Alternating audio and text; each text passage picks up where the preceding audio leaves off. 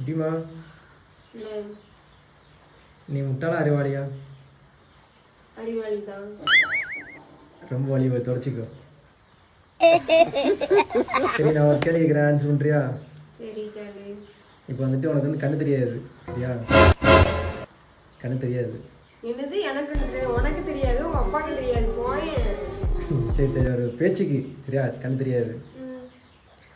இப்போ வந்துட்டு உனக்கு குடிக்க தண்ணி வேணும் அப்படின்னா எப்படி கேட்ப? அப்படி கேட்பியா? சரி. இப்போ எழுதுறதுக்கு பேனா இல்லை பென்சில் எதுவும் கேட்கணும் எப்படி கேட்பேன்?